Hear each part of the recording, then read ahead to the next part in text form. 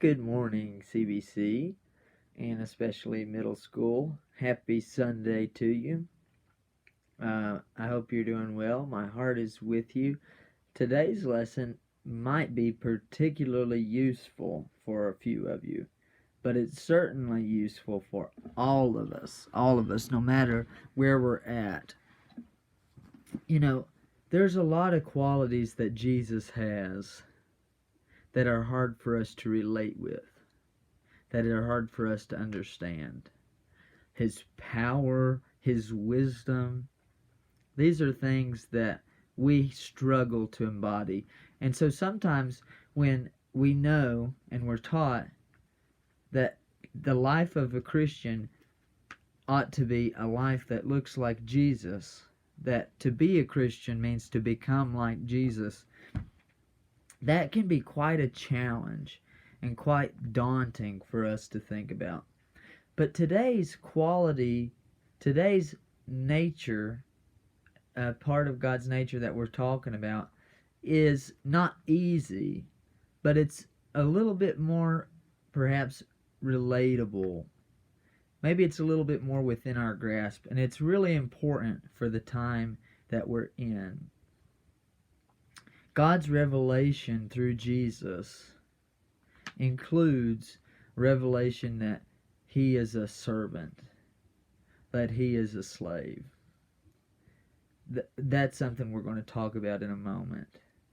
I think many of you are starting to move past the point of feeling like this social distancing thing is an extended spring break or an early summer.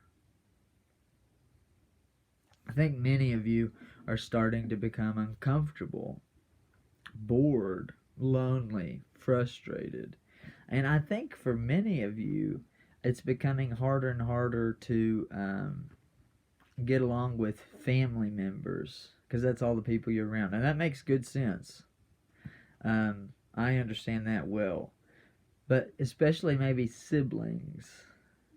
And in our story for the day, there are two brothers who are fighting with one another. Their names are James and John. They're two disciples and two apostles. And they are having a good old-fashioned sibling rivalry. Do you get competitive with your siblings ever?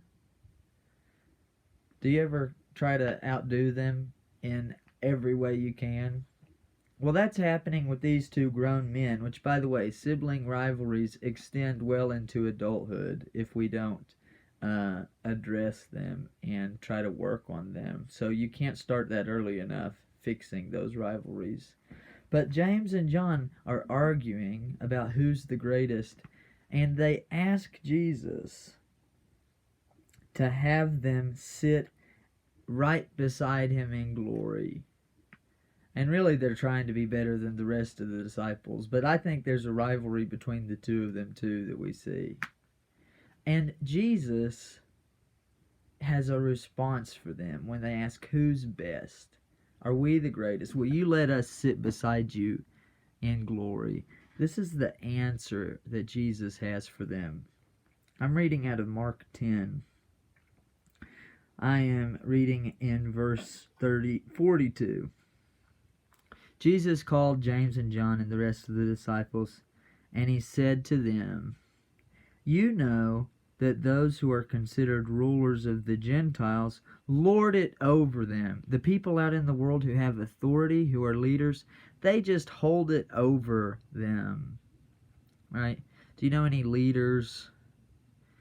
Maybe it's an older sibling, or maybe even a teacher or a coach or just an older kid in the neighborhood who kind of waves their authority around. There's tons of other examples as well. But 43, it shall not be so among you. But whoever would be great among you must be your servant. And whoever would be first among you must be slave of all. For even the Son of Man, Jesus is talking about himself, even the Son of Man came not to be served, but to serve, and to give his life as a ransom for many. Jesus is saying, I came to serve.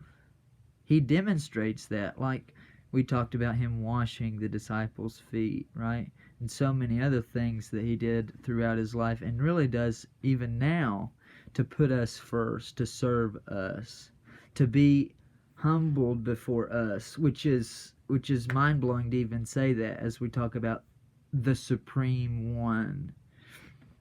But if that's the way Jesus has lived, that's the way that we are called to live. But guess what? Service is hard, but it's not complicated. Service hurts, but it's not beyond our understanding. How do we have the power of Jesus, the wisdom of Jesus, the compassion of Jesus? We can have those things, but it takes a lot of time and work and prayer for us to walk into those realities. Service takes grit. It takes a willingness for you and me to say, it doesn't matter what I feel, but I'm going to do something to take care of another, to put them before myself. There are so many ways for you to do that. There are so many ways for you to serve. You need to be creative and take time to listen to God and ask God how He'd have you serve. First in your families, but also beyond with anybody that you encounter, anyone that you are able to serve. But be motivated by the fact that Jesus is a servant. And we're not better than He is. If the Lord is willing to serve, if the Lord is willing to give up His own rights, then we have to be. But the thing that comes with that, and I don't know that I can really articulate this well, because it's something I'm still experiencing and don't quite understand fully myself, but if we can serve, if we can look to the needs of others, if we can have an outward focus and a humility in our behavior, right? That's the nice part too. It's a behavior. It's not thoughts or feelings. Those are hard to control. It's a behavior. But when we do those things, when we make ourselves last, we really get provided for in every way.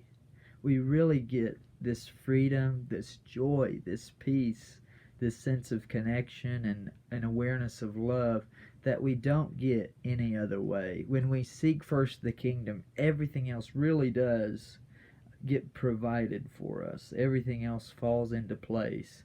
So serve, because Jesus is a servant and we're not better than He is.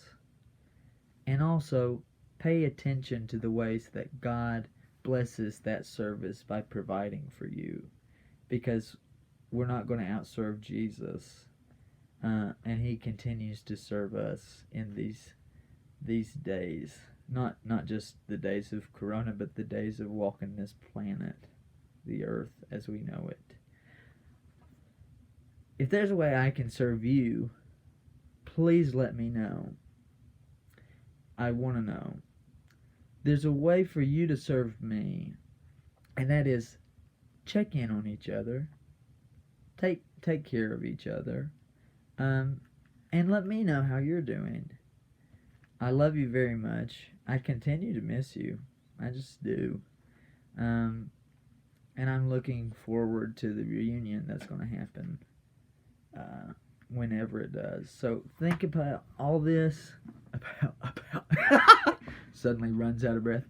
Think about all this and holler at me. Serve well. I love you very much.